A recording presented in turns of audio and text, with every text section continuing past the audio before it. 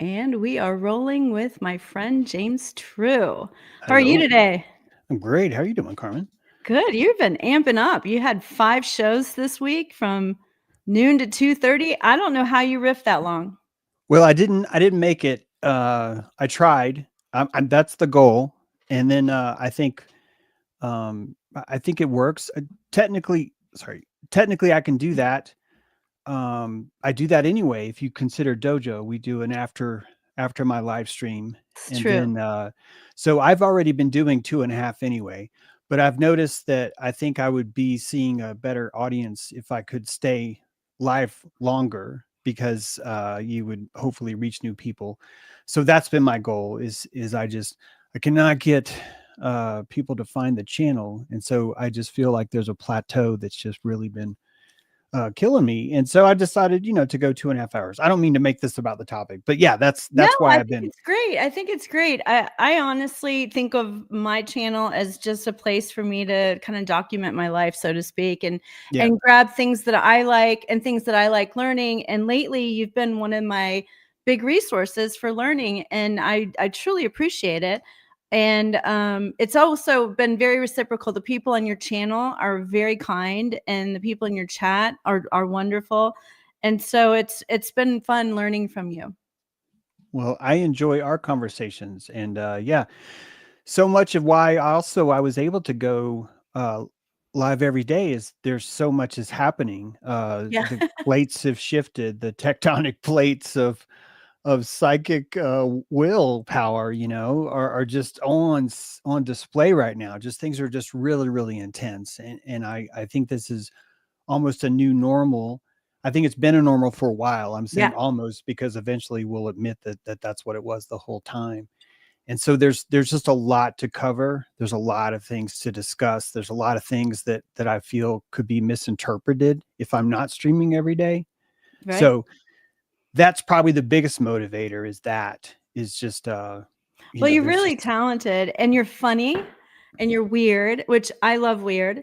And I'm not saying that as a bad thing. And just so you're just very quick-witted and very intelligent. I mean, honestly, even just the little nuances, like talking about those ivory boomerangs this week on your show and Mhm. how, those are a real thing. And so it's Yeah. really fun. It's just those little nuances and those little things that you start becoming more aware of the world around you. And so it's been fun. And so I thought, since mythology like the back of your hand, I thought it Yeah. would be fun. I thought it would be fun to chat about you made a comment, I guess it was 2 shows ago, that mythology is everywhere. And I Mhm. was kind of like, I wonder what he means by that. Because I know it's in art and I know it's in, but you were giving examples of like where it is in politics and where it is in health. Mhm. And so I thought it would be fun for you to kind of share some of your thoughts on that. If you wouldn't mind though, just giving people what is mythology? Yeah. So mythology, yeah. So mythology is everything you think it is. I'm not trying to change that. Not you, Carmen, but like what the listener would think mythology is. It is that, but it's also more. It's sort of a special version of folklore, isn't it? There's folklore. There's bullshit. You got your bullshit, your caca, and then your that's crazy, and then you got your that ain't right, and then you got your false, and then you have your true, and then separate from all those containers, you've got this other container called mythology. It's very unique set. It's almost a religion. It's almost a truth.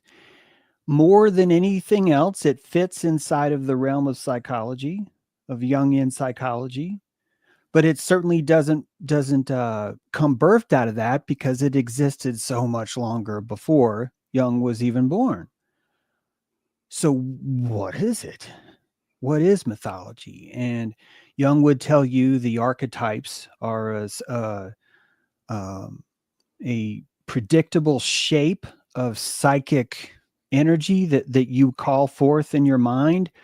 I call these flavor crystals because if you were to place the flavor of a constellation on your tongue, it called Orion. Orion. This is an onion ring that has a shape that's 3 stars in a belt, and you can see it. I don't have to go on. If you've been taught the mythology, you see it. But when you see something, it puts you into a certain kind of framework or state. You and it doesn't have to be so specific, but as an example, the Orion's the hunter has this phallus or a sword. That sword has this, the end of the tip of it is red. It's a nebula that's bleeding, and it's the center of the sky, and it's a hunter and it's chasing these things. Everything I just told you about is an archetype or a mythology that's built into the shape of that constellation, of the idea in your mind. What Jung would say, and this isn't, I'm not trying to even represent Jung. I don't think I could do that effectively. But if you want to understand what mythology would be, you would see mythology as a kind of key, a kind of compression, and that these compressions almost seem to be built in to the fabric of life. I say almost because they might as well be, because everyone seems to recognize a central thing. Africa is one of the few continents that does not necessarily see Regulus as the chest of a lion, but most do. Most cultures do see a lion in the constellation Leo. We've named the stars according to the mythology. That mythology is either something that we predicted that would happen in the future, which this kind of blows people away, so they're not as comfortable. But in order to approach mythology, we could at least all accept that it's the stuff that's in the ancient past. So I propose that there's an oracle of mythology. I know this sounds kind of nuts, but it's not nuts. It's just so complicated. I'm sorry, but I think that you can use the oracle of mythology to see into the future and the past, and we only think of it as being able to see into the past. And I think it's kind of like zooming out, where you've spent your entire life with microscope strapped to your eyes, and you've been able to see everything so clearly and perfectly. Why would you change that? But the whole time there's this ability to kind of go like this and move your eyes off the eyepiece, and that's mythology. Right. And so it is the truth, although it's completely irrelevant, but it is the truth. And there's certain truths. It has a kind of shape. I Right. call it a scaffolding. I'm not trying to be fancy, but it's kind of like a scaffolding to where you get to see what's behind the theater, what's behind the curtain. And I think that mythology is almost like a sense that hasn't come online yet. We see it as something outside of ourselves, but honestly, it's an intuitive sort of like nose or an ear or a tongue, but it's tasting the symbology, the archetype of what's there. Yeah, it does remind me of, yeah, archetype studies too, when you get more specific into people or types of people. Mm-hmm. But it was so funny because I don't know, have you ever seen the movie V for Vendetta? Yeah. Yeah. Okay, so I watched it November 5th, just because I think it's kind of fun to do. Mm-hmm. But it was funny because I wrote this down specifically for this, and it's just what you were talking about. But when the police officer is talking about Guy Fawkes or Anonymous or whoever it was, he said, the problem is that he knows us better than we know ourselves. And he's talking about the feeling he had when he went in and realized the evil. And he said, I suddenly had this feeling everything was connected.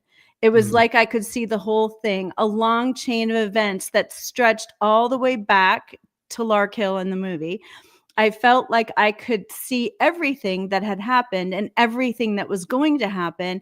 And it was like a perfect pattern in front of me. I realized we are all part of it and that we are all also trapped by it.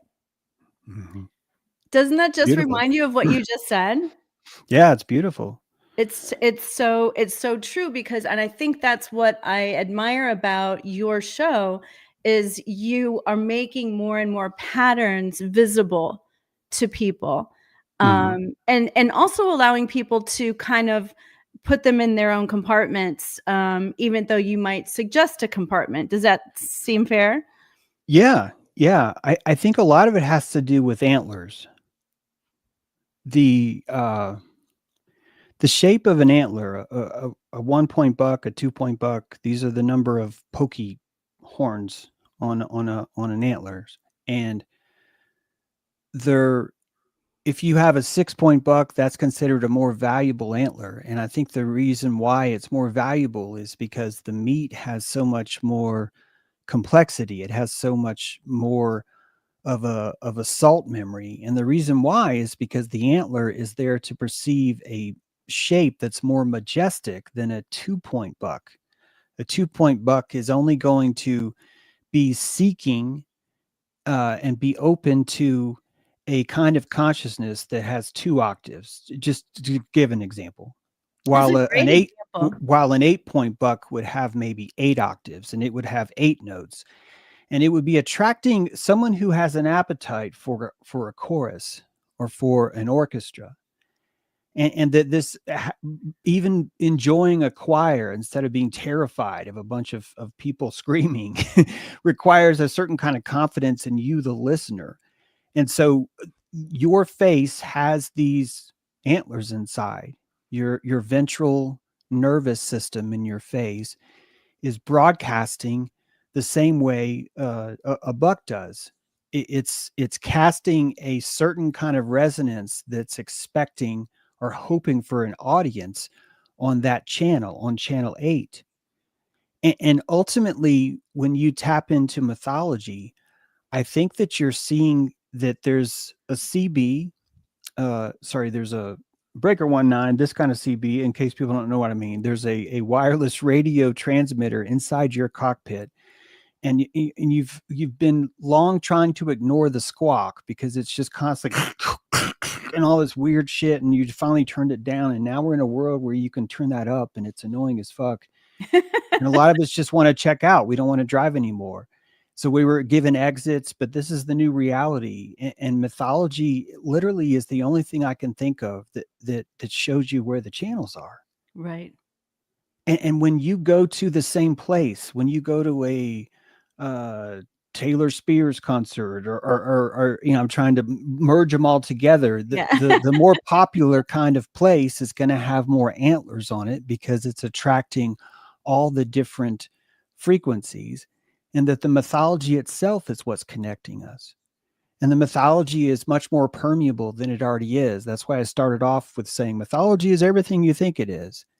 And it's also this, because it's politics, it's science. We can get to that, but I swear to you, it's science, it's social, it's society, it's your interpersonal relationships, it's your enmeshment with your parents, it's your psychopathic ex, it's your it's your codependent relationships, it's your divorce, it's your fiance, it's your wedding.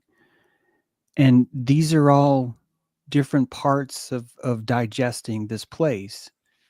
Mythology really gives you permission to step away from this fascism of everything has to be the same or right, or no one has to ever feel bad, or everyone has to completely have justice all the time, and everyone has to feel equality, and there has to be 2 genders, or there has to be 17. All these are kind of fascisms where all I see is people arguing over, we have to fucking agree. We have to agree. And mythology gives you permission. This happened today in Dojo. I have an Isaac Abraham, the story, all the Bible is mythology too. It's beautiful mythology. But the idea of Abraham sacrificing his son Isaac, I have a very specific, quite narrow-minded take. It's fun. I play this song and this is how I play it. And Cameron's able to see that and go, well, here's how I see it. And because we're living in mythology, there's not this, well, those facts aren't right because Yeah. ABC News said that this happened and this happened. But meanwhile, all of politics is mythology too. But because you have so many antlers, you've got so much people that prison sentences, their lives, the lives of innocent people, trillions of dollars are up for grabs. And you end up with this intense psychopathy that would come out of the best of us, the most virgin of us, the most pure of us, would walk into that sun and radiate the same kind of fucking sick poison, because that's what it feels to be on that antler and to experience that kind of place. When you think about Donald Trump, you could say this isn't fair, he's in charge, but you could be Donald Trump. All you'd have to do is commit 34 felonies. You'd have to have this idea of how you view the world. You'd have to be able to bankrupt yourself over and fucking over again. You'd have to be able to place someone else's scrotum in your mouth from another country. You'd have to be willing to sell your daughter. You really would. You'd give your daughter away in a deal. You'd have to have a really long relationship with Epstein and never really notice that this guy's kind of creepy. This is the best case scenario, right? Your best case would be, I never noticed he was creepy. And that if you want to be that, you can. What you're seeing is a quantum matrix that's just telling you how much everything costs. Everything has this very simple equation. It's an automat. You can have anything here. And the truth of the matter is that there's only one person that's like, oh, I just really want to be Donald Trump. It is a very specific appetite that has a very, very specific cost involved to get it. So this is all a cost quantum. It's a prana economy, right, of what we believe is important and what we find necessary. And the only way we can have this without fascism is to call it mythology. so Mythology, right? Mythology. Sorry, I'm done. But, no, but I isn't didn't that know. I cool? thought you were done. I'm sorry. I thought I was, but then I saw Renee's name, and she does this. I hear mythology. It is mythology. It just came. Sorry. Go ahead. No, that's okay. That's okay. I forgot what I was going to say anyway, because we got off on that. But what was it?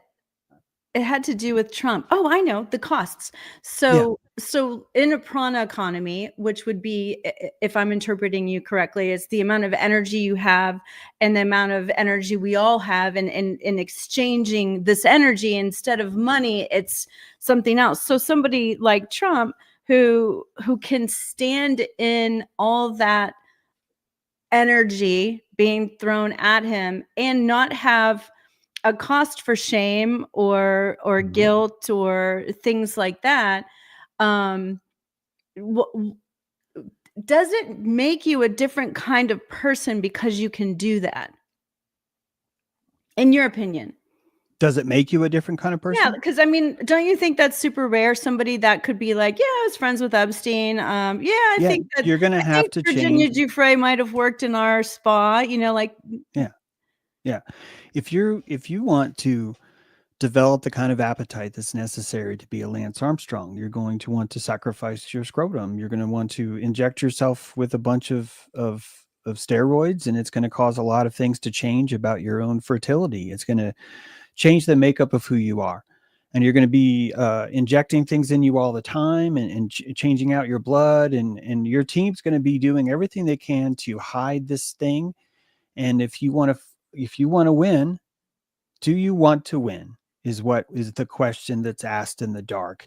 And Lance Armstrong says, I do. Yeah. But when he says that, 1,000 other people say they do. And then the auction raises the price. He raises the prana. It's actually not correct to say only some people have the prana to afford it. All of us have the energy necessary. All of us can step into that role and become the lion, but it's going to require cannibalism. It's going to require the selling of your own soul, the selling of your own family, and that all of these are going to have to be moral decisions for you to sustain them as long as it takes. And this is what people lack the understanding on. This is a consensual moral decision that Donald Trump makes to be who he is. Mm-hmm. Same with Lance Armstrong, same with Arnold Schwarzenegger, same with you, same with me. And ultimately, this is what determines who you're going to be. This is what determines your prana economy. This is an underground economy, means that there's supply and demand. And if 1,000 people want to be the champion of the Tour de France, guess what? One of them's going to have to be at the top. So we need to find a way of having a semifinals. The first semifinal is just simple. Who's faster? The second semifinal is who has a team that's somehow able to kind of help do weird shit that kind of makes Yeah. them do better. The third semifinal is who's willing to stick this needle in their ass. The fourth final is who's willing to pull their blood out in the middle of the night and replace it with this different blood. The seventh is here's a magic banana. Who knows? Exactly. And you're going to keep doing that until you have the lead, until the top of the pyramid is complete, and then it stops. It stops because everyone drafting that person now can relax because they're like, oh God, this doesn't have to cost anymore. And now you know why professional sports are rigged. They're as rigged as wrestling. And you can say wrestling's rigged, but my God, these guys are athletes. They're doing more than you would expect if this was a free for all, because their job is to entertain. Their job is to captivate, because you have a prana economy. And Roddy Rod Piper says, I want to do this. Hulk Hogan says, I want to do this. And all of them decide, let's see who wants to do it the most. Here's a chair, here's a ladder, here's a cage, here's electrical, whatever it is they're willing to do, this will exactly be what it is. And when you start to look at that all of the world, whether it be a world leader, a mayor, a governor, a sheriff, a platoon leader, the head of the CIA, all of these are prana economies. And you're looking specifically into the direct soul of someone because they're showing you their antlers, they're showing you their mythology. And more importantly, I think we should maybe start to give this a little bit more respect, simply because it'll give us so much more energy to combat it. But the respect of, this is what this person is willing to To do, do. to be Yeah. there. Yeah. So it makes sense that snakes and hair is a mythology. Snakes and hair is a Native American Turtle Island mythology. If we will take the person that is the most evil among us and put him in charge. This is the Haudenosaunee, the Iroquois Confederacy. This was how they built their world. They said, we're going to take the evilest among us and put him in the center and give him a gavel and give him a throne and say, dude, you're in charge. And he's going to collect all the other worst. He's going to serve as a bottomless pit, a collector, a Pied Piper. And all the others will worship him. They will come to his swamp and they will say, I want to draft you too, just like Lance Armstrong. And they will build a structure like a crystal. A crystal of corruption will form where there's a top, and all these were based on a prana economy that's real, that's legit, that's as real as which one of us wolves is going to be the alpha. It's exactly as real as that. And honestly, it's exactly as beautiful. This is the dark crystal. This is the shard of Ankhs. This is what it takes to literally define what a mountain even should be. Donald Trump is here for history. He doesn't give a fuck about you, me. He's here for him. In 1,000 years, am I going to have an arch? In 1,000 years, am I going to have all of North and South America given to me as credit, as I'm the one that did that? Right. This is what someone on his prana economy would have no choice but to shape his antlers for. And it's going to require a big ass fucking neck. If you're going to carry all that keratin, that petrified keratin there, you're going to have a serious clavicle. And ultimately, this is really, I think, what keeps us lost, is that we don't actually respect that. Because if we respected that, we would have a different idea of how government should work. We would actually start to realize, wait a minute, this is great. All the evil people are here. All we have to do is just kind of stop letting them pass laws. All we really have to do is just kind of like not really pay attention to them. Like, government would be easily, this is the best thing ever. It's like a bug zapper, and you're having and you're trying to camp. They all go Yeah. to the And we could really start to see how this is the oldest model in the world, and that this is actually what creates civilization. right. That you need this central pillar of which one of us is the biggest phallus, like, which one of us is the biggest jerk. Right. And so the system that we have is so perfect, Carmen. It's so, what I see as a greenhouse that's just lit. It's just like, oh my God, look how well this system's working, because I understand the mythology. I never would have gotten here had I not studied the mythology of Turtle Island, and more importantly, the Aztec culture. When I found out that there's those two towers, and this is the blue party and the red The red party, party. And even their mythology is, you've got the party of the Democrats So that's like Thalak. let's roll that back and start like at like beginner level. Okay. So how did you find out about it? I wanted to become indigenous because I'm tired of being a white man. I know you're serious, right? Yeah. Yeah. Because And it's I funny think though. this is, yeah, there's a Watiko, a kind of Zionism is a kind of mind control that stops you from becoming a color, and you be colored by the soil or the land that you live in. So you have to put your toes in the land. And the first thing you have to do is call yourself indigenous. Mm-hmm. And to be indigenous, I don't get to say, well, I'm indigenous because over in Ireland, there's a bunch of cool ass Norse dudes. That's not me. I'm not that person. I was at one time. I'm here in America. So I started to look at my local culture and my local land, started to realize that it has nothing to do with the color of my skin. It's about how deep my roots are in the soil. And when I started doing that, I said, look, I have to learn these Aztec names. I've always stopped learning Aztec because you get to The koala, Koda, yeah. Coatl, and you're just get tired, and you're just like, this isn't worth it because I can't even tell my friends about that. I'm like, hey, you guys here, Zippy Toe Tech, and they're just like, what do you say? And I was like, Zippy Toe Tech, and they're like, I don't do my nails, and I'm like, You no, no, cracked no, no, me up I with don't the mean nail toe tech. thing. I mean Zippy Toe Tech, the guy to death. Zippy Toe Tech Skull would be guy. a good name for a pedicure salon, though. Wouldn't it? It'd be awesome. Yeah, you said that, and I thought it was really funny. And So once I had enough enthusiasm, I just kept learning it. I just kept going back to YouTube and saying, how do I say this word? How do I say this word? How do I say this word? Until I could, say it. Once I could say it, I could read better. I could enjoy the read. I wouldn't be slapped in the face.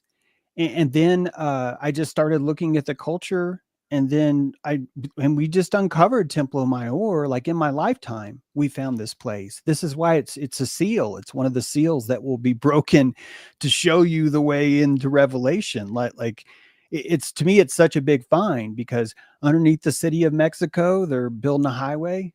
And there's like a jackhammer, and people are like hitting stuff, and a bunch of Mexican guys, because it's Mexico City, and they find this temple. They find the top of this temple, and they're like, what is this place? And they start finding skull walls, and they start finding this tower structure, very steep tower structure. And this is known as Templo Mayor. I know everyone knows of this, but at the top of Templo Mayor, there's two houses. It's a bicameral structure. And on the left, you have Thalak. Thalak is blue. It is associated with water, or with rainfall, or with flooding, or with global warming. The idea that the environment itself could kill you. That's what this structure is. It's a battery of celebration to remember, hey guys, the environment can kill you. Don't forget, the environment can kill you. And then on the right of this, there's a whole new structure, and it's red. And it's Huitzilopochtli. It's this hummingbird. Huitzilopochtli, this war god, hummingbird god. And he's there for war and terrorism. He's there to remind you, hey, you got to be afraid of war and terrorism. You got to fucking be afraid of war and terrorism. You got to be afraid of war and terrorism. And during the Flower Wars, when sacrifices were brought to Templo Mayor and driven up the pyramid, the captor, the person who captures this, gets to declare, which house does this heart belong to? Am I sacrificing this heart for Thalak, or am I sacrificing this heart for Huitzilopochtli? the red or the Now, blue? I don't know if the audience is caught up yet, but this is the Democrats and the Republicans. This is the party of global warming versus the party of terrorism. When I saw this, I stopped calling politics not real. I stopped telling myself that this was a quote, quote, fucked up system. And I started going, how is the soil this intelligent? How is the soil, the salt in this place so intelligent that it reemerges? Because the city of Mexico City was built, an eagle lands on a cactus, and it's got in its mouth a rattlesnake. and that they build here, the symbol here of this archetype, of this mythology, is a swamp, and they build on the swamp a You bicameral can't even house. make that up. You That's cannot wild. make this up. And this is why I started to realize this place is perfect. There is something about this place that is right on. This world is not broken. How could you have a broken world and resonate these octaves so perfectly? Over This and is a over. ruby. It's a ruby, right? That builds on top of itself. And if the ruby is this small, it's the same shape. And if it's this big, it's the same shape. And since then, I have had a great awakening. I am using the oracle of mythology, and I see it all, Carmen. I see it all. I so much of what I see is me going, I cannot look at this because I do not have the prana economy. That's how much I see. Is that I see the I can dark relate. matter, I I see can the relate. light matter, and all of it is done through empathy. It is done through compassion. It is done with, how does Donald Trump sleep at night? Because he would not do this if he didn't feel good. You wouldn't be able to sustain this kind of feeling.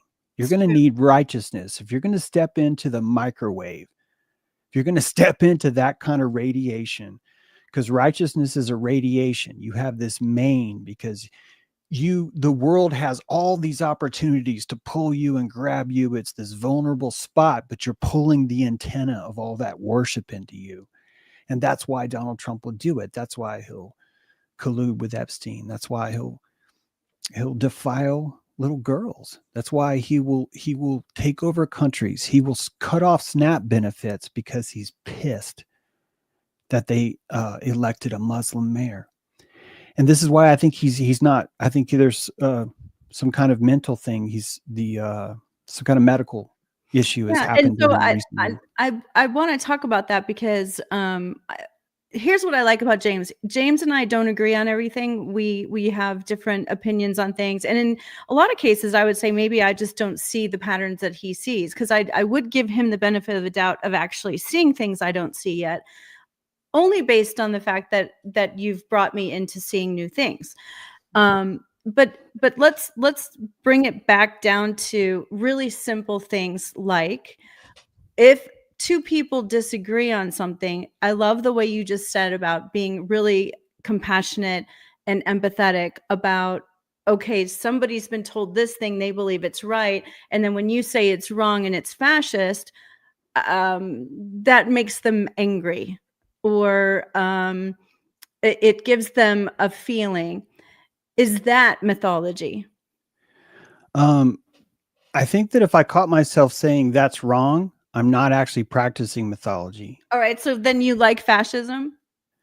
No, no, Okay, so when you I say think that something is so I fascist, think fascism is a necessity. It's an inflammatory response. got it. Like the And body's so immune system. yeah, it's an inflammatory response to stop imaginating.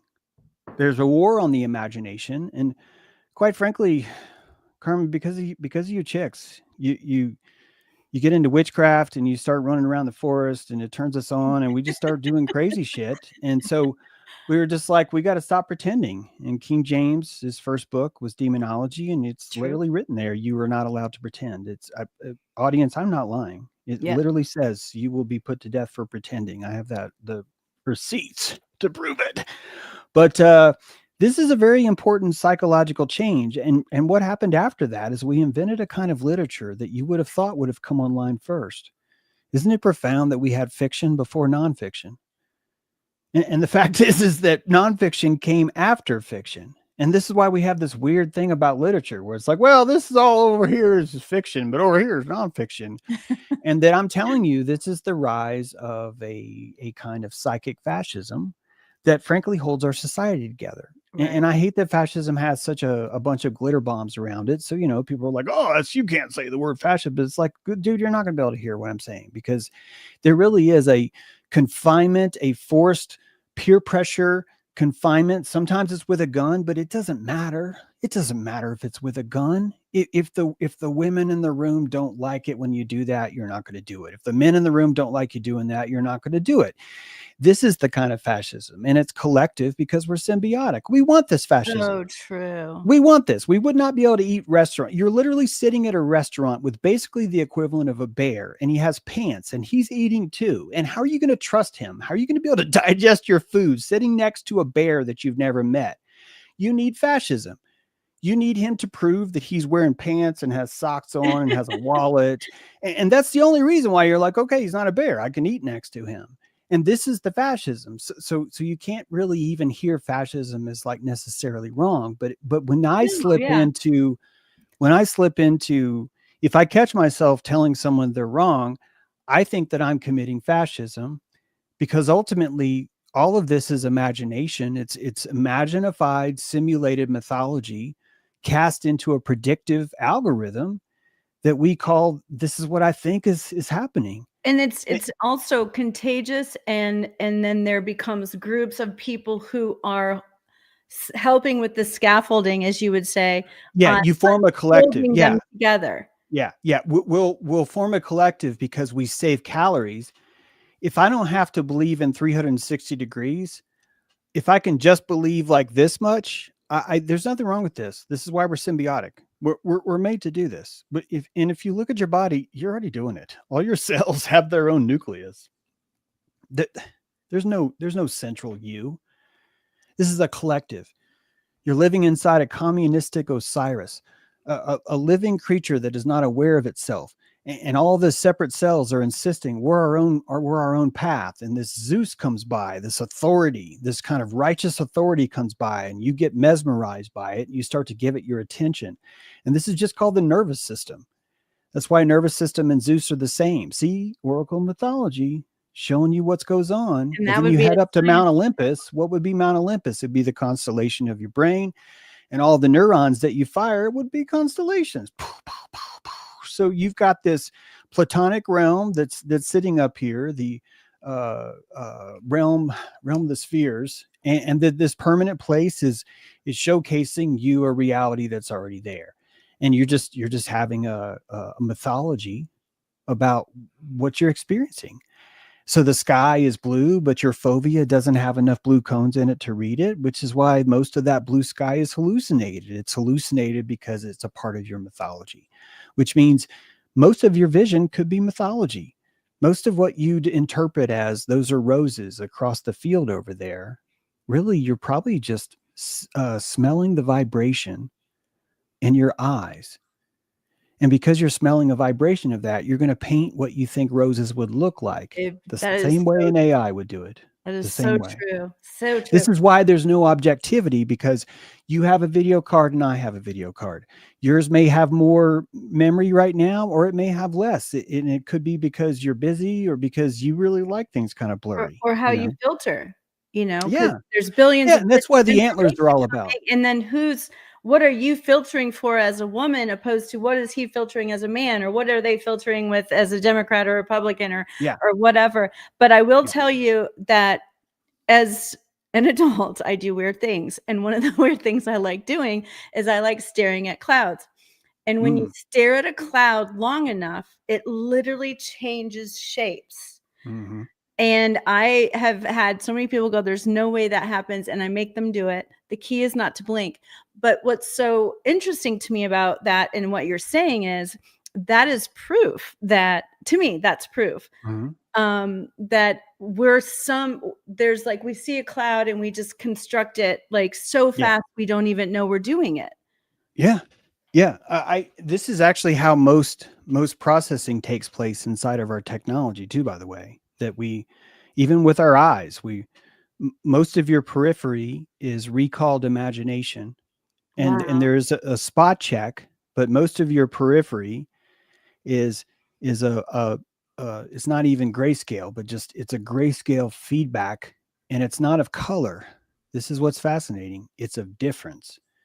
Your periphery sees difference. It sees change. Yes. It's not capable. It is, but you have to burn more calories If you eat a lot of rich foods that give you more calories, you can render a more colorful hallucination, and your color spectrum will change from 5 colors of Newton to the 7 colors of the rainbow we see now Wow. to the 12, 13 colors that an autist sees that you just don't believe yet. And that all these spectrums are simply your conscious resolution that you're able to render cellularly, but in a collective way. So it's all a bunch of teeny tiny computers that have a very limited phonological loop, and that you're able to tie in all these memory pockets.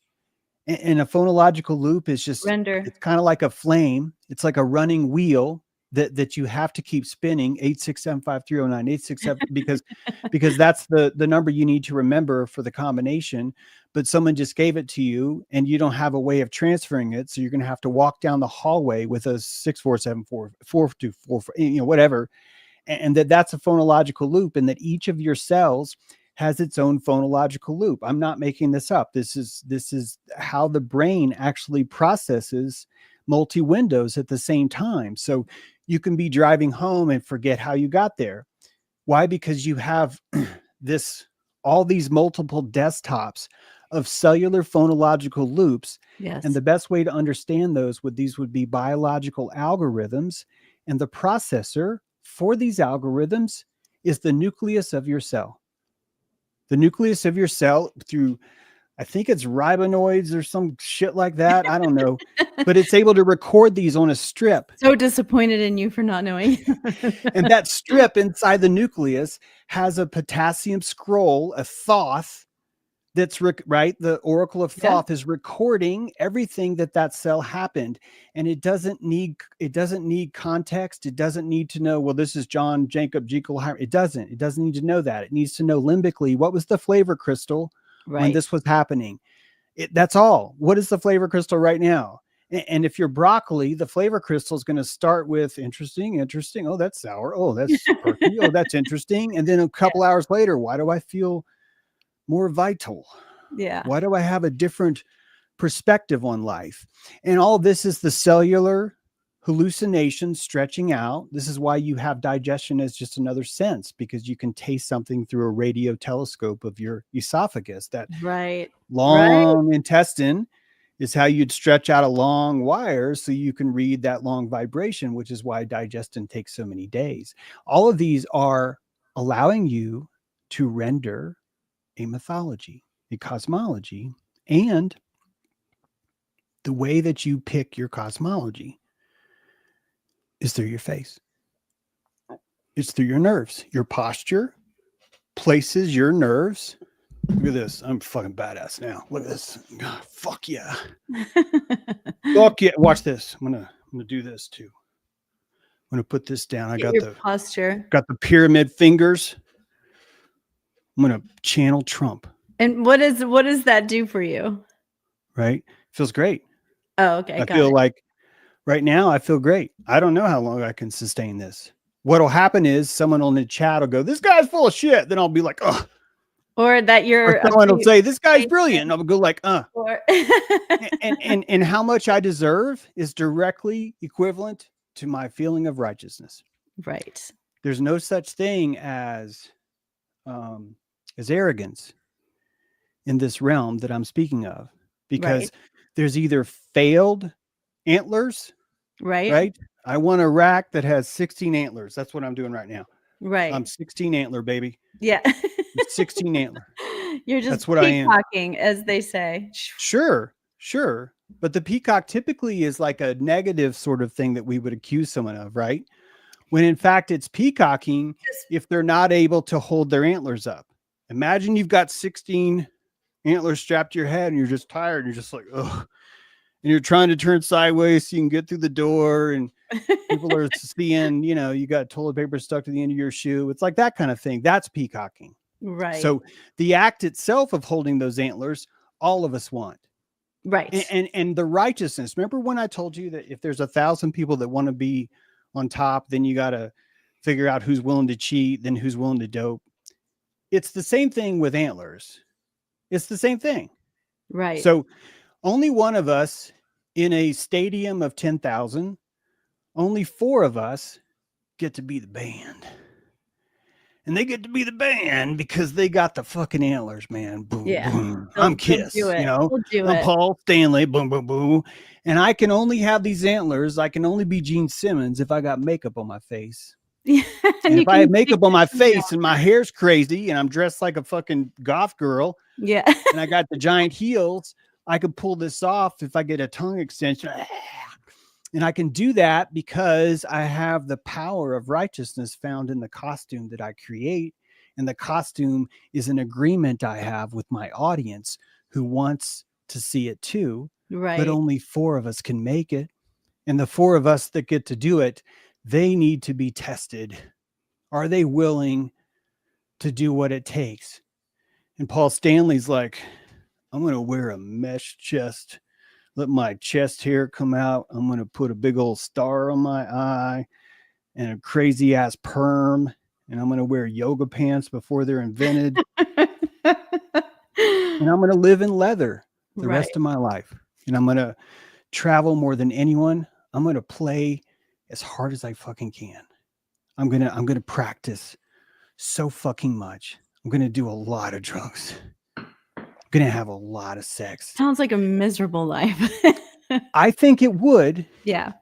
Because you start to learn to lose the fidelity, in my opinion. Yeah. So That's we a can really like, good way of putting it. we're like 5 octaves, like you and me.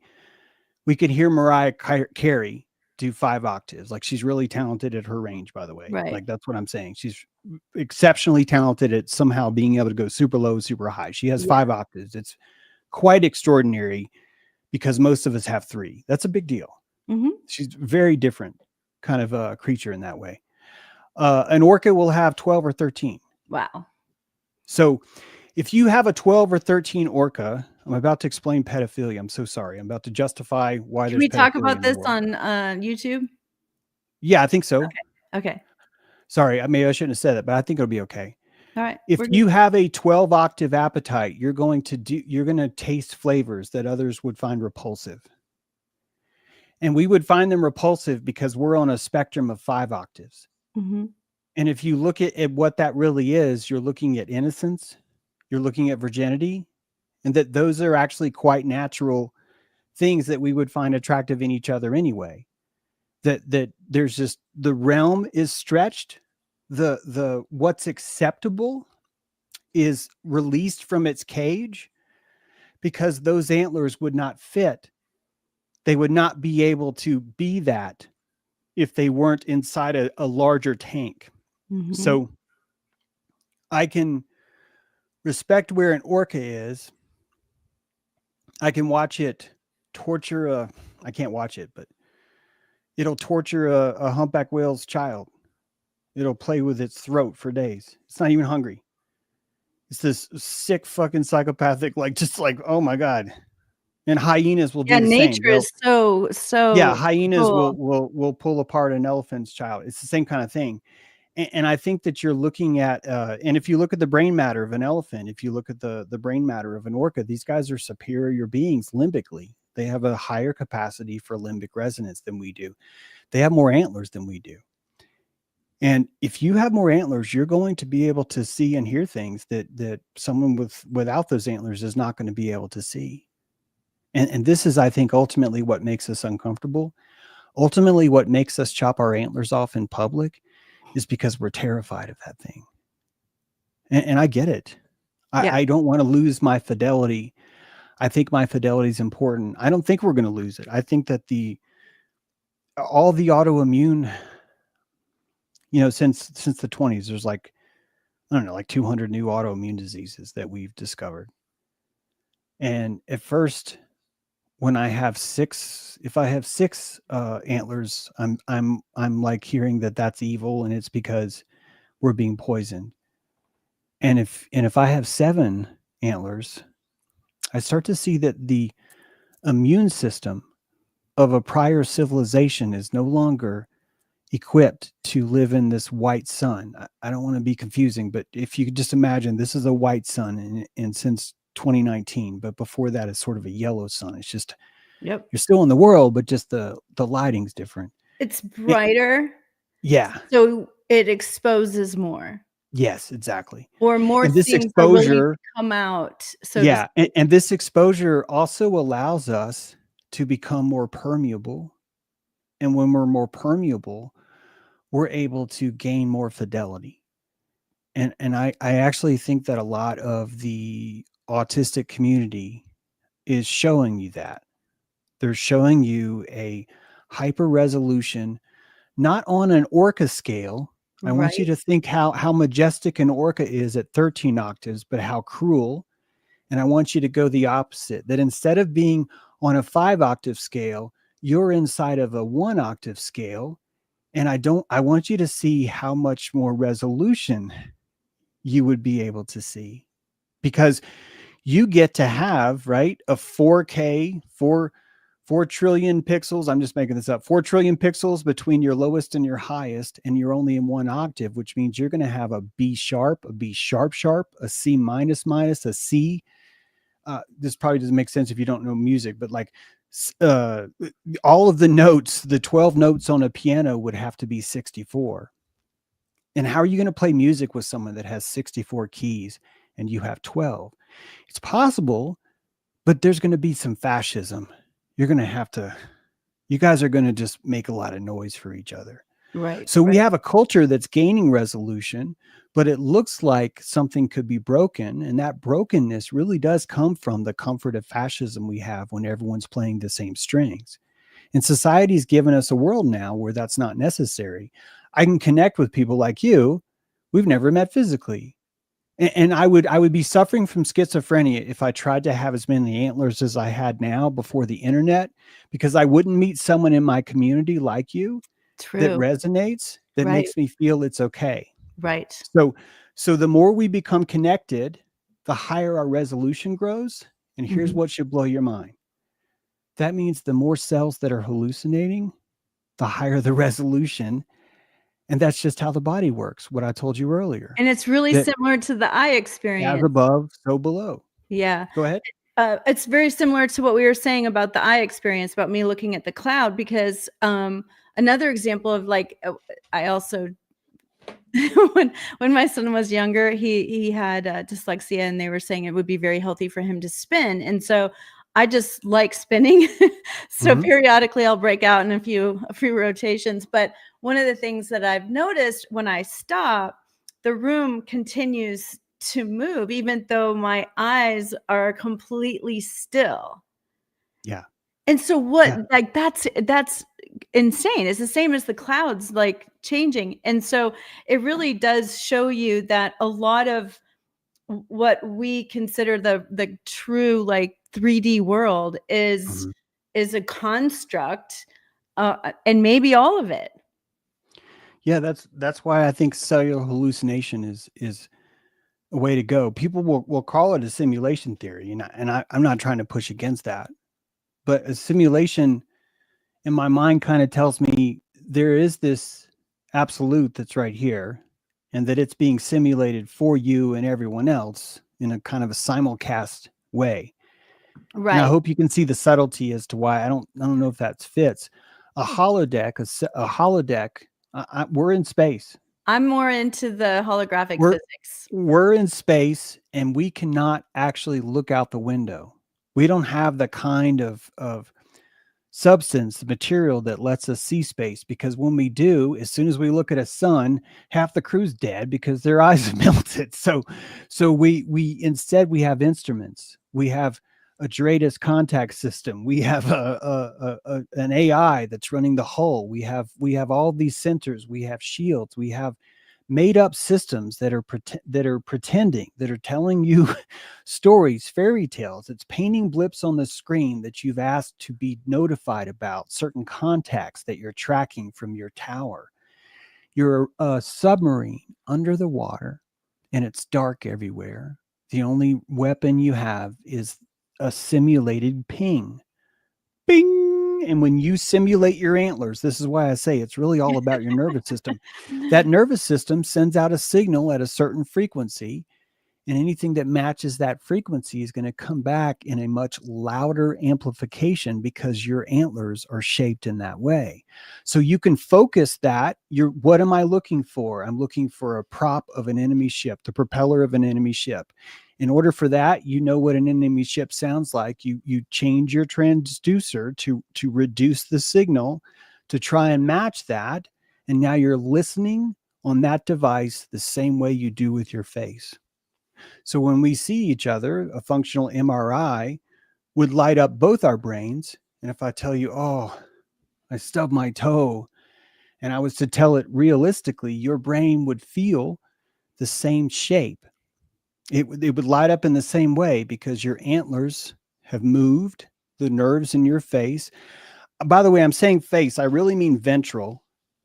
You've got a whole system of So ventral would this be nervous the system. cranial nerves, or is this No, this I is mean, so it is. I'm sorry, it is. Your trigeminal nerve is going to be your okay, antlers of your face, your okay, Judas kiss, as they say. right, But your ventral system is basically your trunk up until your face. okay. And that when you engage in social contact, all of your ventral lights up.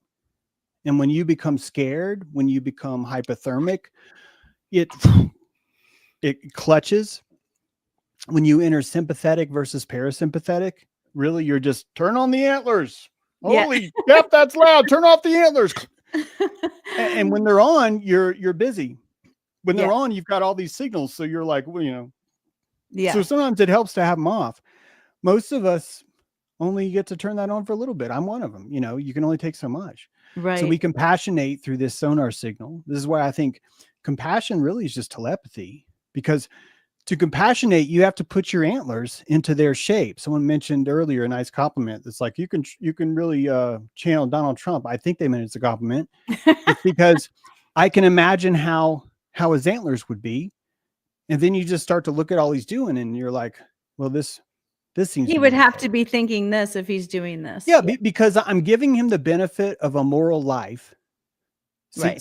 I'm not calling him moral. I'm giving him the benefit of seeking a moral life because I know how the body works. I know that your body is going to generate certain chemicals based on the social feedback that Mhm, comes from those around you. It's just mhm. true.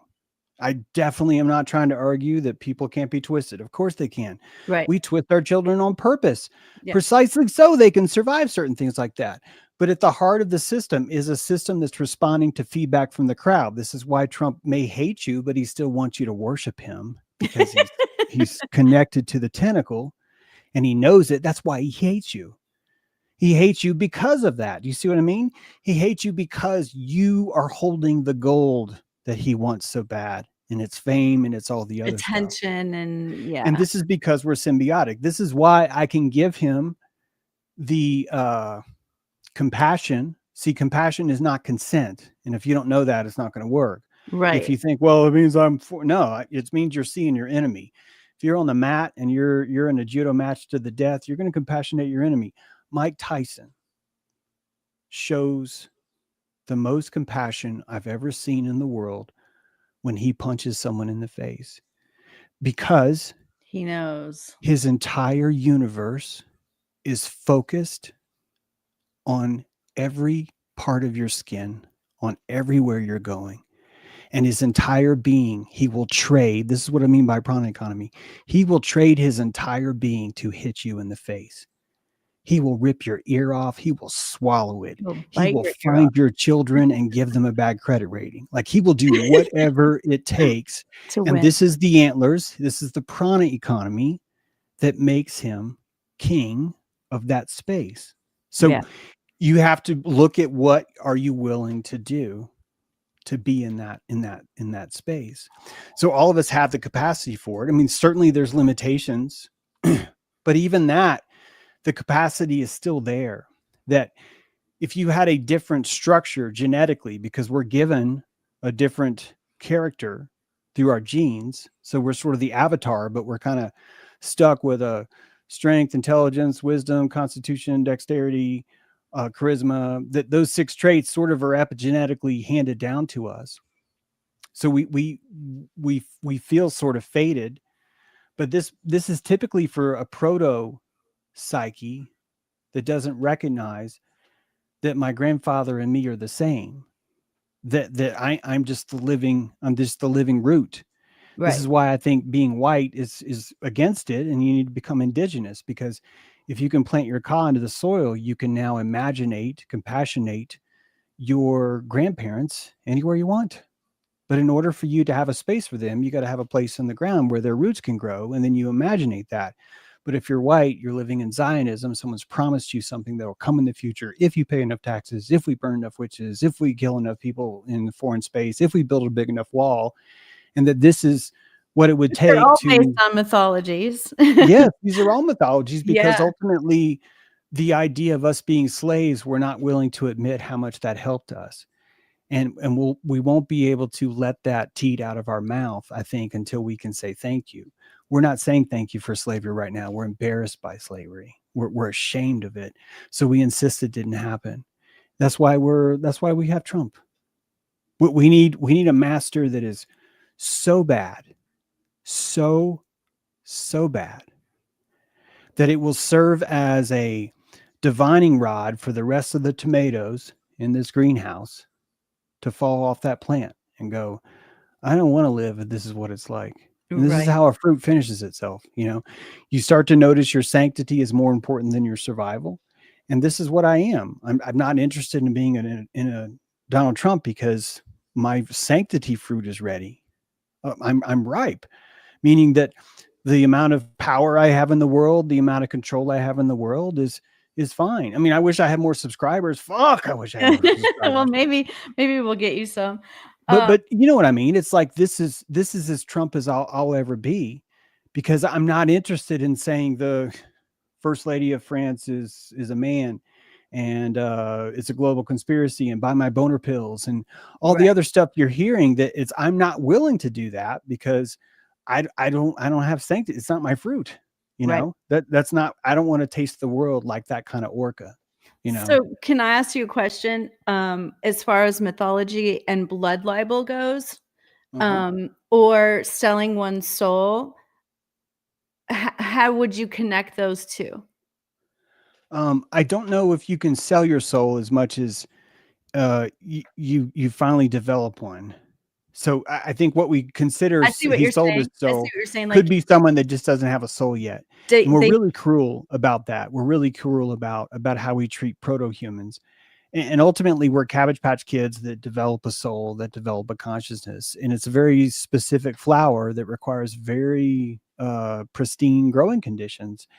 And just because some of us may have a flower before others isn't even a sign that we're the ones that are going to make it, that it could be that the later flowers do better. So if anything, we're the Oconee bells. These are the tiniest flowers that pop up in the winter.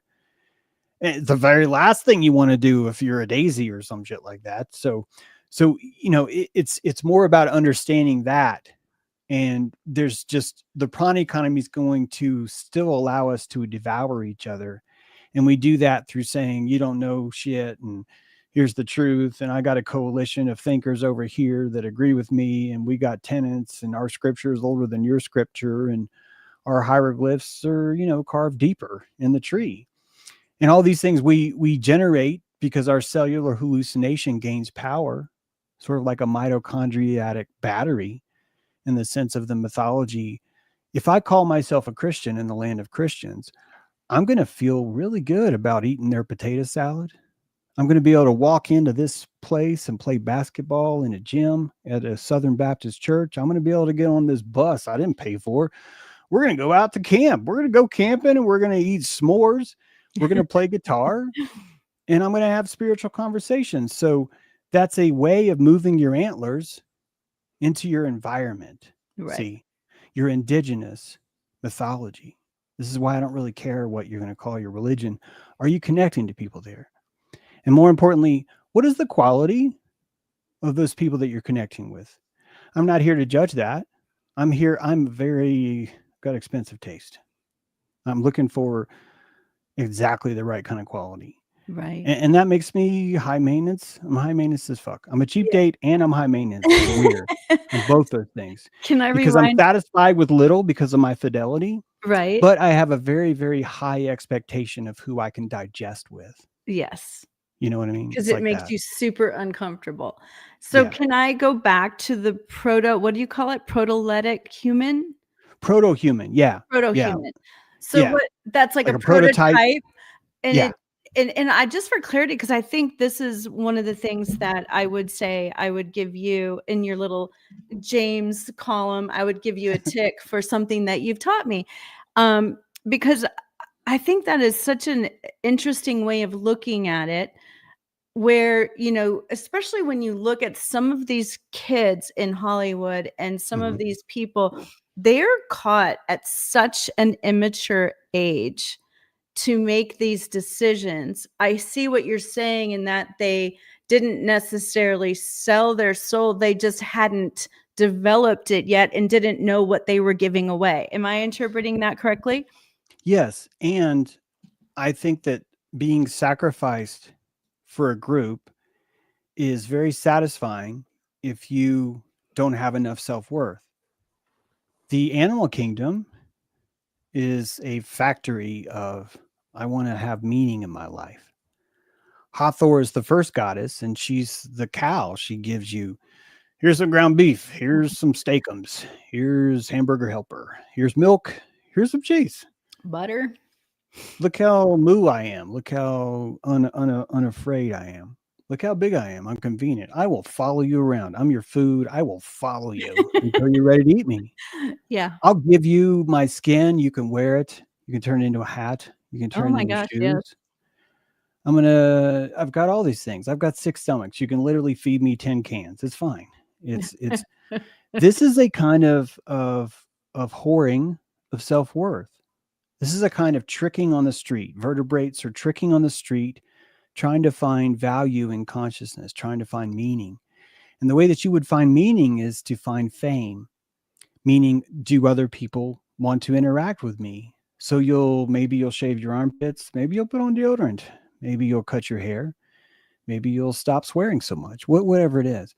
And that at the Hathor level, at the animal level, you have think a rabbit doesn't like develop like a knife. Well, like a rabbit is never thought to develop a defensive weapon. It doesn't turn Just into a skittish. skunk. It Yeah. doesn't develop a smell. It doesn't have poison.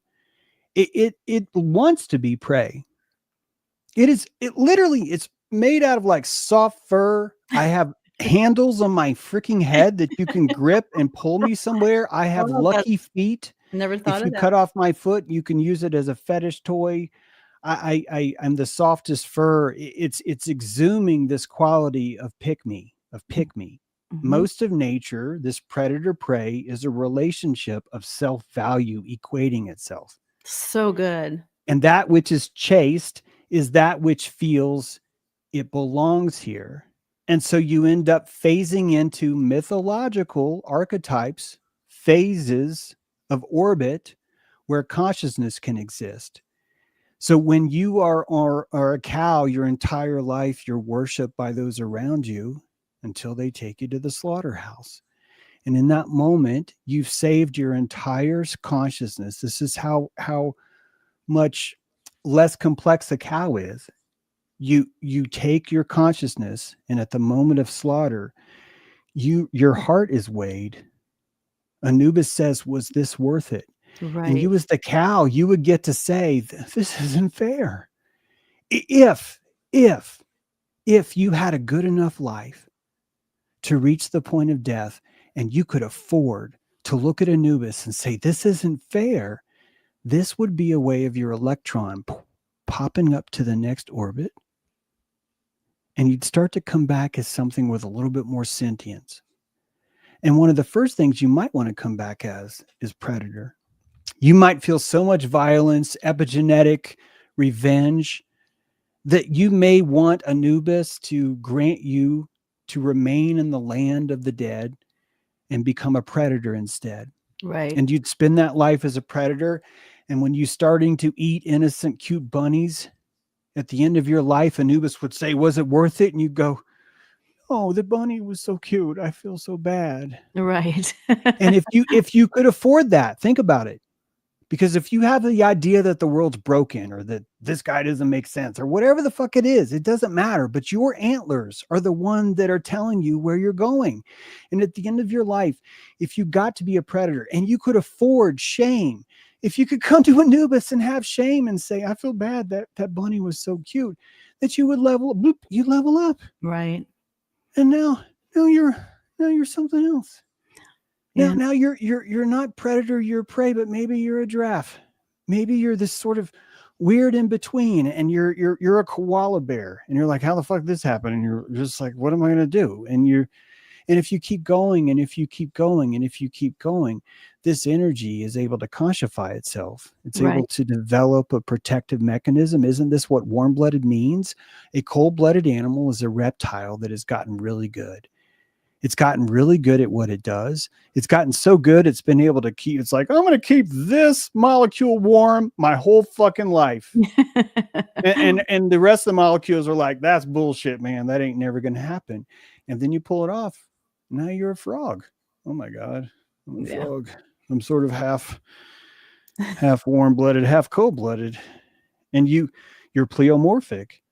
We are pleomorphic now. And the fascism is telling you stop. The fascism is telling you don't you dare. And I think the key to this is imagination. Yeah. The key to growing a tail is to imagine that you have one. And we got furries wandering around. We have wars over people that want to wear tails in public. We're like, that's the whole civilization is falling apart because this guy's wearing a tail in the grocery store. Or he's pretending he's a woman, or he's calling himself Svengali and he's only got one name. And we've decided, look, you guys can do this, but you need to dope. Who's willing to be Lady Gaga? Who's willing to be Twisted Sister? So the war on imagination is healthy because of the fear that we have about our own power to be pleomorphic. This is probably what the chimera means, that archetype of the chimera. Sure. Right? The chimera is it's not just the combination of different creatures. It's the ability to pleomorphically change at will. And all of our genetic science, it's chimerism. It is this new approach or romance with a power. And the world's already like, you can't do this and you can't do that. And meanwhile, in Texas, they're doing it anyway. Meanwhile, in Argentina, they're doing it anyway. Hernami, Emma Watson, Hermione, is that her name? Hermione. Hermione. Thank you. Hermione has just came out saying, I'm going to self myself. Yeah, I saw that. That's so crazy. Right. So she's taking her cells and she's providing both of the chromosomes, and she's utilizing the surrogate to carry that to term. She is cloning herself. And this is the final frontier. I'm not saying it's good. I don't even care if you're like, oh, I can't believe it. I want you to know it's the final frontier of us learning the true nature of ourselves. Right. And that once we are living in a cloned world, we start to notice the psychology and, more important, the cellular memories that are transferred inside of a clone. And this is all real science. I've just written a book about this. Well, and so do you believe they've already cloned people? Yes, of course. Okay. And like I can't imagine how we wouldn't have. How do you think they have a soul?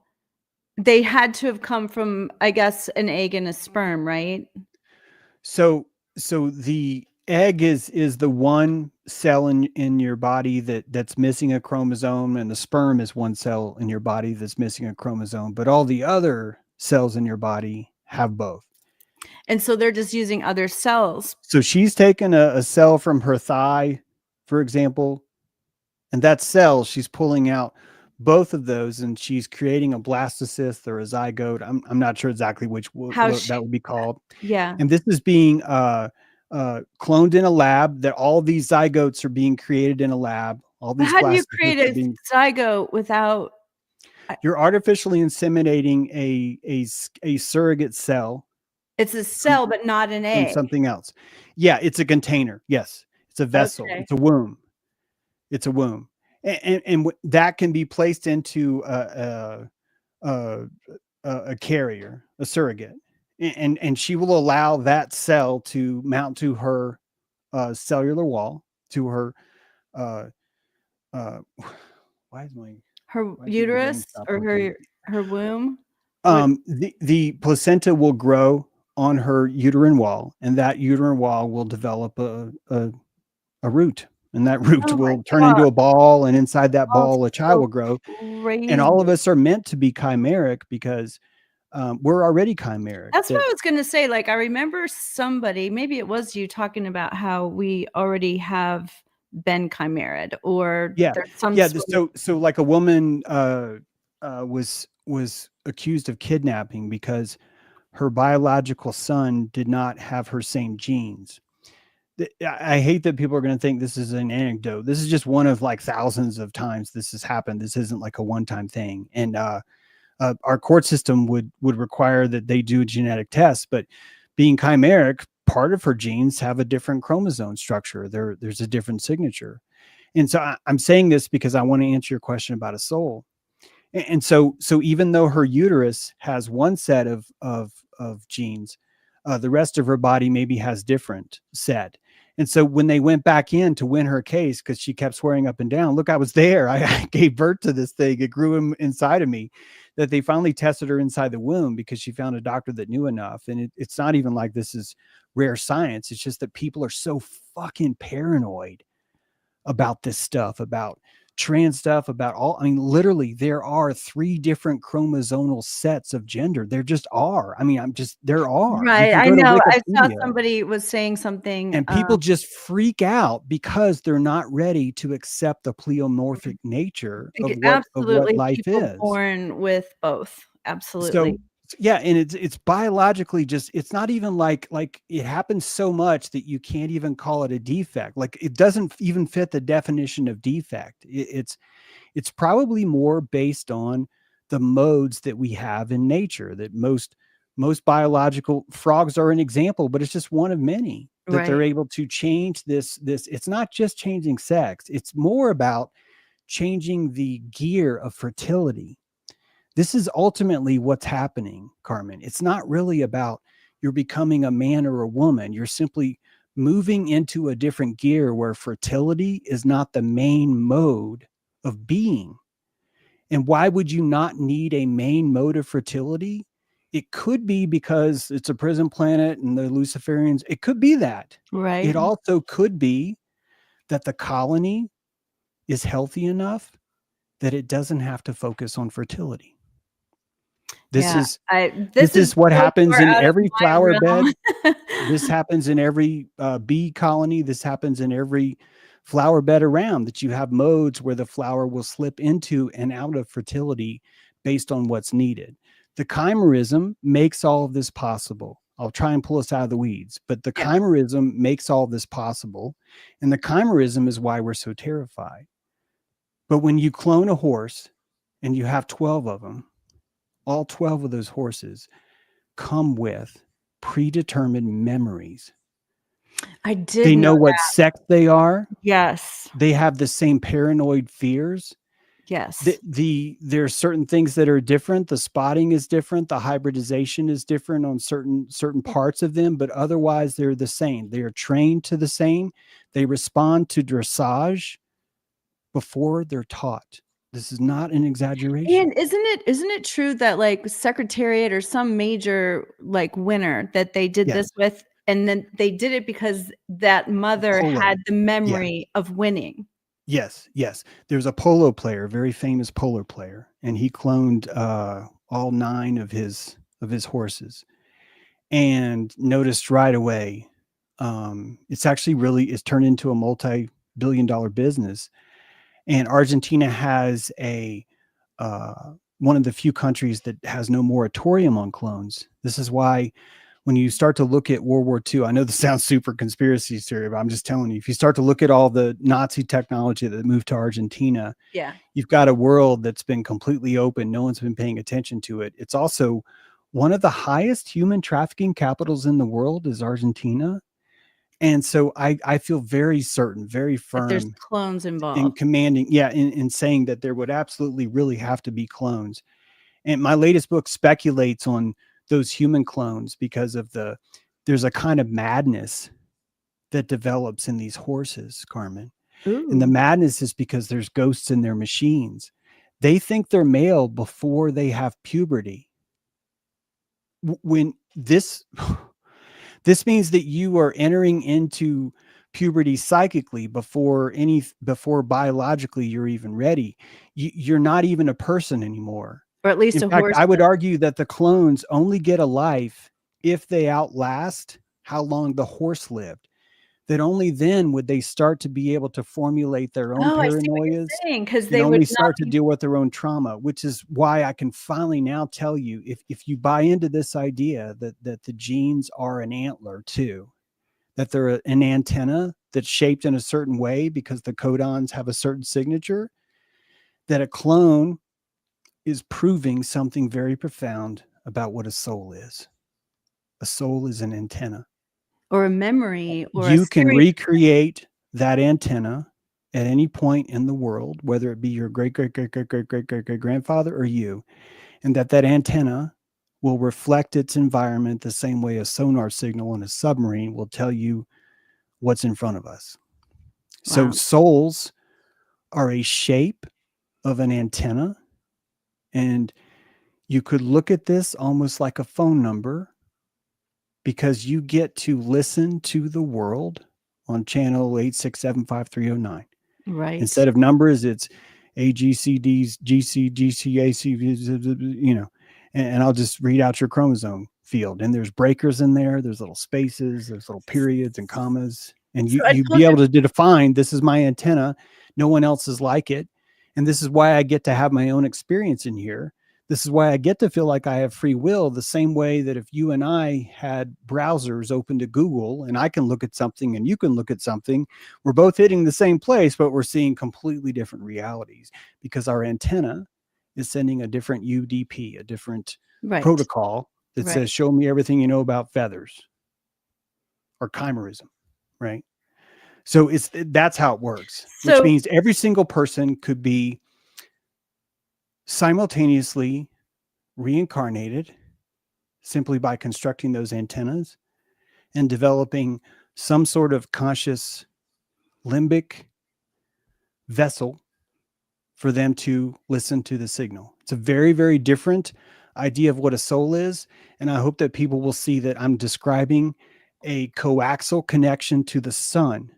Meaning, I'm just saying, if you want to picture what this means, you're simply tuning into the sun with a certain genetic antenna, and that antenna lets you literally hallucinate this amazing body you have in the shadow, and you're special because you have an antenna. This is kind of an important point. Because you have an antenna, you get to occupy space here that no one else can occupy. In other right. words, two people can't be in the same place at the same time. Right. In my mind, this is one of the most profound places of this network. The Yes. reason why the pineal is purposely inserted into the center of the head, I think, is the same kind of a thing. It's an occupial. How do you store cans in the same cupboard without having them merge together? Because if they merge, you'll lose the illusion of reality. Your simulation will break down because you violated the protocols of a network, right? That you can't have two people on the same google.com. You can only have one, which is just an IP address. And you and I are the same. And if we try and make clones, we end up with some really crazy data, like really insane, crazy data. And we're just getting started because ultimately people will be pleomorphically cloned. They will consider themselves an agency, a corporation of Tito's, 12 men that all are the same clone that are in the world together because they feel if they live in the world like this, it will give them an advantage, give them a Oh, different kind of man. reality. This is the future I think that is coming. It's Oh, probably already here because and this they is don't not want to reveal it. this is not super fancy technology.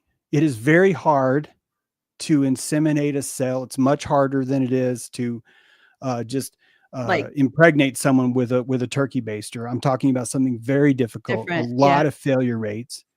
I'm not trying to suggest that it's been around for a long time, but I think it's very safe to say, if you consider that the military is like 50 years ahead of Yeah. science, they say, Yeah. it'd be very easy to imagine that in the 40s, we probably could do something like this. Keep in mind that in the 40s, this is when we discovered corn transposons, the genetics of corn. So we knew very much a lot about genes then.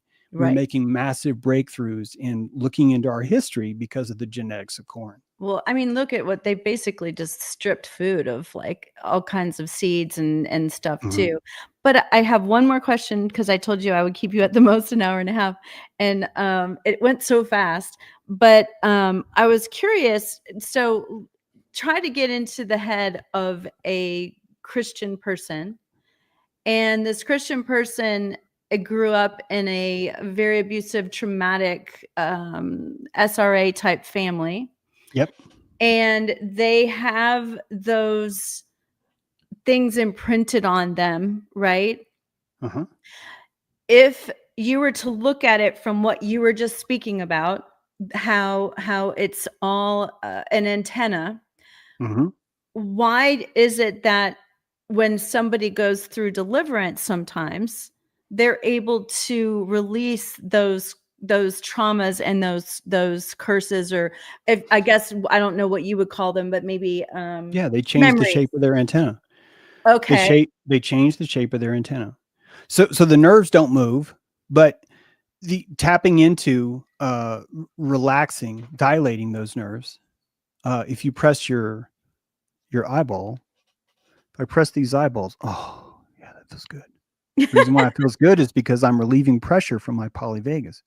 So, the giant nerve that's running through my entire body, I can Yeah, access. That's why you'll see people naturally press their eyes. It's releasing some pressure from releasing. there. Oh, interesting. So you have sort of an electrical tension inside of your nerves, and that tension is sort of petrifying in places where it could be soft. And if you want Right. to petrify something, you're squeezing, and when you're Yeah. squeezing, you're not digesting, but you're really going to get it in. We're going to lift this thing, but we're going to stay inside this octave because we can focus all our energy right here, kind of like when you squeeze them, but they on a garden hose, right? You put your thumb over the garden hose. It's the same thing. Okay. So it's not necessarily bad. But if you trust enough and you have enough calories and you feel regal enough, this is why I think pride's really important, super important, because it allows you to reach an antler strength that lets you see other things. So in a Ultimately, Christian, okay, go ahead. I thought you were done. I think this comes down to appetite. And an SRA victim has an epigenetic appetite for being victimized. And this is a horrible thing to say. It's Right. completely anti-society, and no one should listen to me. Yeah, what the fuck? I don't know shit. Now that I've said that, if you had an epigenetic appetite for that, this would be called alcoholism. It would be called trauma. It would be like, why do I beat my kids? And that you'd be asking the same questions because the answer I gave you didn't feel good, so you're going to move on. But if you want to stay, you go like, why do I have an epigenetic appetite to do this? And now it's going to tell you everything. Same way Hathor, the same way you learn from the sacred cow, same Right. way you learn to, why does that feel good, cow? And the cow would have to tell you, because I belong. And why would you have an epigenetic desire for SRA? Because if you are truly being ritualistically abused in order to satisfy a god like Satan, for example, I mean, there's lots of different contexts for that. But if that's Okay. the case, this would be the pinnacle that you could feel like you belong and still be slaughtered. You're not going to be able to go higher than that. And so, in a way, you could look at trauma as you're locked in a mode that you've had success with. And the only reason why you'd come out of it is if you reject that, as if you hate what happened, as if you wouldn't want this to occur, as if you regretted all these things. And these are very expensive endeavors. You're buying your freedom from that electron ring. And you can degrade yourself. In my mind, if someone is upset that they were abused, this is the highest form of vibration. This is the most optimal setting for someone on that plane. And more importantly, I don't think you're ever going to see the people that don't mind. You just won't see them. They won't complain. They won't mind. And they're satisfying a relationship, an epigenetic desire they have for fitting in. 70% of the white people that came to Turtle Island were basically slaves, indentured servants, Right. criminals, people that had no home. They were just had too much space. As soon as they landed here, they had nothing. They sought out relationships in slavery relationships with Indians, with each other, with other indentured servant contracts. All these are chattel slavery. That's all, just chattel slavery. And we would enter into chattel slavery the same way a cow would enter into a slaughterhouse, because we're trying to find self-worth.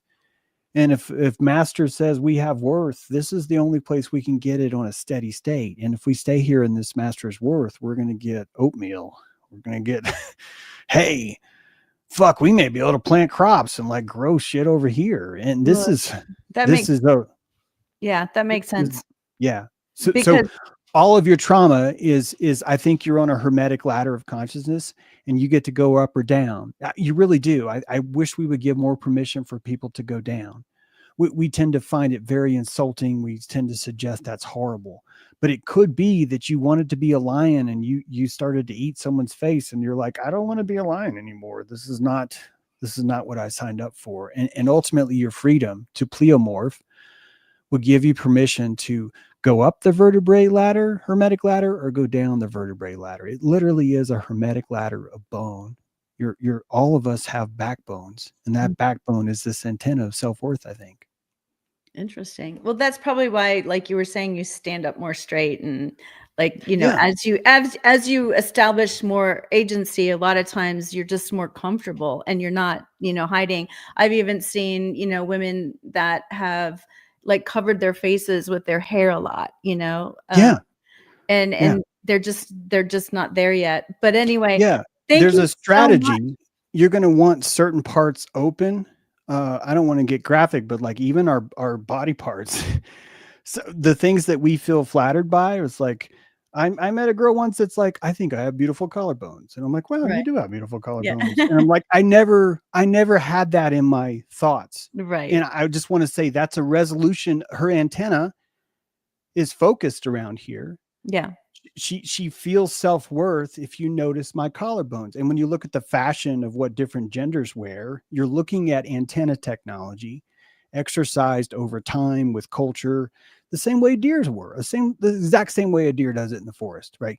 A deer's going to go, hey, you want to get laid? And she's like, your antlers aren't big enough. Then he comes back, hey, you want to get laid? And she's like, your antlers are too big. And he's like, fuck, man, how do I gotta do to get laid around here?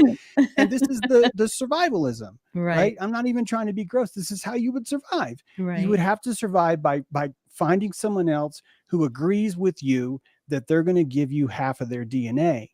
And now the rules have changed because Haremy's like, I don't need permission anymore. Gosh, it's so And I crazy. guarantee you it's going to be a whole new world. Of course it is. It's going to be insane. Oh But my when has Gaia not been insane? When has this place not been insane? Yeah, that Right? was Things another have question I been was gonna stuff. ask you. In all your research, have you ever seen, like, mankind ascend, but then kind of go back down into being more Yeah. base? Yeah. Egypt, the three civilizations of Egypt, massive collapse. You turn to a sacred knowledge of the placenta. Then you're like, no, it's a penis and it got cut off. And now we got to make it out of gold. And now we got to, and the technology fell, the architecture fell.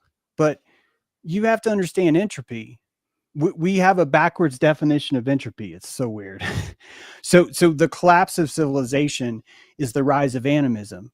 The rise of animism is giving the two lobes separation from each other. So your left brain and your right brain are separate entities. People may not know this. One is existing over here, the other's existing over here.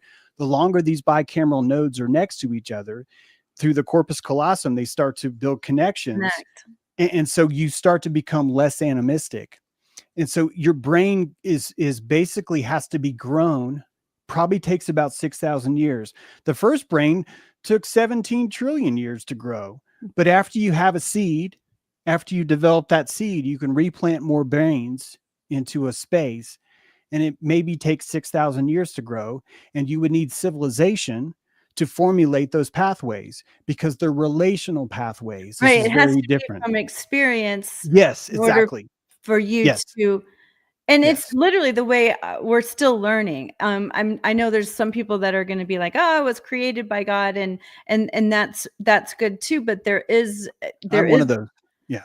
yeah, but there is an actual adaptation that happens even in a single lifetime. Yeah. Where Yeah. we're Enoch seed. If you look at even Noah's Ark says it'll be 3 by 5 cubits. You know that? mm, Yeah, it does. It's like three. It's a 3 and 5 relationship. This is how long the ark is and how wide it is. And when you start to look at how the DNA is wound, it's round. It's a staircase mhm. wound in a 3 by 5 relationship. And when you start to look at what genetics is, it looks to me like an Enoch seed. Enoch's the only one of the patriarchs that was taken before his time, and Yeah. he was told, "Hey, dude, you're perfect, so we have to kill you." And he's like, "Okay." And that Enoch means seed. And if you think about it as a template, that you're a starter plant, and in order to start a plant from an heirloom tomato, you're going to need a really good seed, and that's your Enoch. So all of us have started from the Enoch, and the patriarchs is the first realm of how the plant spreads. It's hermaphroditic. By the way, the patriarchs were probably hermaphroditic because this is how you start a culture. This literally happens in every single plant form in the nature, by the way. So I don't like it when people are like, that's crazy. It's not crazy. It's actually crazy to not know this just about basic biology, because the starter plant is hermaphroditic so it can spread, and it lives longer so it can spread. And patriarchs live longer, and their seasons were reduced. And when you look at the story of Noah, Noah was roofied by his own kid because he Yeah, wanted to be able to have his own line live on. It's in the Bible. It doesn't that's say true. roofie, but it's the same thing. It So is. you're looking at a hermaphroditic past that terrifies us because we changed so much since then. You're looking at an ancient Egyptian worship cult that worship this Amun, this man, female. You have Yahweh, a name that literally means she, he, and that you've got all these verses in the Old Testament that misgender people, where all of a sudden a dude's called a girl and a girl's called a dude. And then you have the story of Jacob and Isaac and Sarah covers herself because she notices that what's his name has his schlong out and she just wants to be able to fit in. And I know this is intense and insane and how dare you, but I'm just telling you, if you have the antlers to see into the oracle mythology, this is what it's showing you. And isn't the entire thing that we're freaking out now? Well, Isn't this just a in all its reflection of what parts. happened long ago? And more importantly, aren't we recreating the very things that were there long ago before, which means we're just completing the circuit. Yeah. You're just going around the hero's journey all over I have again. no idea. I'm still trying to figure it all out, but I have seen so many paintings and so many sculptures of Moses, right? That had Mhm. horns. Yeah. Yeah, Yeah. and that's wild. I was Yeah. shocked when someone told me that, and I was like, "Really?" And I Yeah. started looking, and they were right. Yeah. They just Yeah. look like little curled hairs, like, they're Yeah. not really big, but Yeah. I was surprised. Yeah. There's so much. The horned Venus is a mythological creature, and Hermes is hermaphroditic. Right. Hermaphroditus comes from that name. And this is the oracle mythology speaking. My book, Arc of Baphomet, covers this. Yep. Black Eyed Club covers the clone part. I've seen some comments though. I know people are super offended, and I'm sorry. I No, don't no, mean to no. hurt It's anyone's I feelings, but I I just think that that's it. And someone was like, "Is this guy pro trans?" I'm just pro mythology, man. That's all I am. And right. honestly, when you look at actually what makes a cell gender, believe it or not, the blastocyst, when it's formed, the first 16 cells of you that calls yourself a self. This is the Elohim, by the way, in the Bible. Well, like if you read the Bible, it's telling you what happens when a bunch of cells meet and go, "Hey, let's hallucinate together." They say, "We are that which we are," and their pronouns are they. The Yahweh's pronouns in the Old Testament are they. Yeah. So he It's starts plural.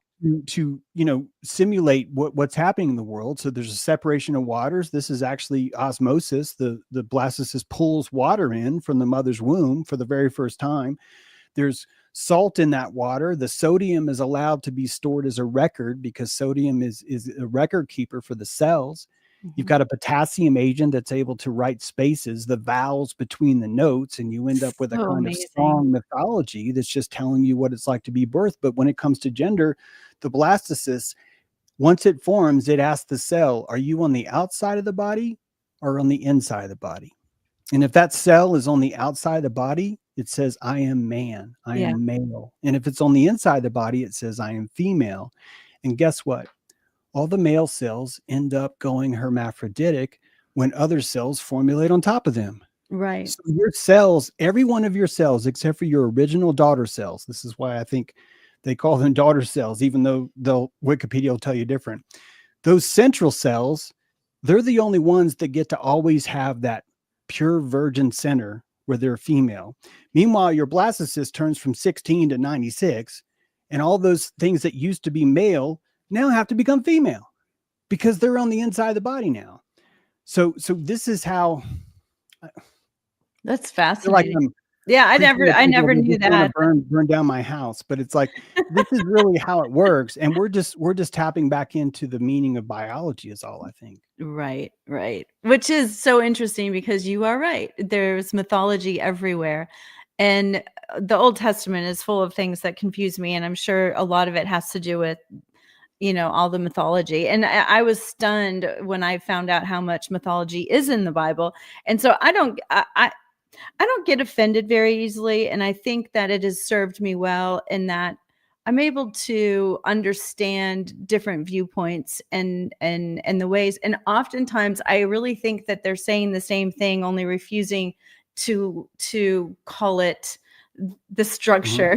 They just Yeah, don't and like your that's structure, why I or they say don't like your fascism. scaffolding, or whatever Yeah, it is. But a lot of and it's that's the fascism. It's yeah, just I'm uncomfortable with there being a different take on this. Can we stop that take? yeah, And it's an inflammatory response. Your yeah, body does this all the time. Your body's like, this is too flexible. Can we stop this? yes, And it works, yeah, So you can't even really that self-preservation is self-worth, isn't it? And so if you're going to inflame yourself to preserve yourself, that means you have self-worth. And I don't want to be caught with Anubis having to explain why I was arguing against self-worth when I yeah, see it in a cow or a yeah, prostitute or a drug addict or Trump or me or you. right. All of these are equations, antler equations, chronic economies of self-worth expressing itself on a conscious toroidal hallucinogenic disc. It's just that simple, people. Oh, it's so tell everyone where they can find you if you haven't offended them yet, Yep. and what books you have, where to find your books, where your Patreon is, like how to Yeah. join, all You the good. guys can find me at CDGCCCGGDTCCCTCTCTTG. There's my genetic signature. You guys can check out my live stream right from the soul right there. So you can do that. If some of you don't want to do that because you're like, I don't want to get in your genes, you can find me at jtrue.com, jamestrue.com. I have a YouTube channel. 7 books out. My latest book is Black Eye Club. It's pretty badass. It's took me a long time. It's a prequel to another larger book, sci-fi genre I'm into. Most of my writing, though, is much more mythological speaking. So Ark of Baphomet explains to you the ancient religions of this weird he-she god and how it was actually stolen from Egypt. And even the sacrifice of the ram by Abraham, it really is let's just blame it on the Egyptians. Let's just sacrifice them instead. So blood libel The goes all the way golden back to ring. Egypt. Yeah, The Ark of the Covenant, all of the tabernacle stuff is taken from Luxor. I explain all that. I also explain why the placenta used to be so much more important. It's the eye of Horus itself, blah, blah, blah, stuff like that. You guys check me out. It'd be great. And yeah, subscribe to my channel. That would be super. I'm on YouTube under James True. super easy to find him. And thank you so much, James. And Thank you. I really like hearing from you. So thank you for agreeing to come around here more often too. Oh, I love our It's conversations. it's You're great. fun to learn from you. Have a wonderful day and a wonderful weekend, everybody. And James, you too. Yeah, you too, Carmen. Appreciate it. See you next time. All right, bye.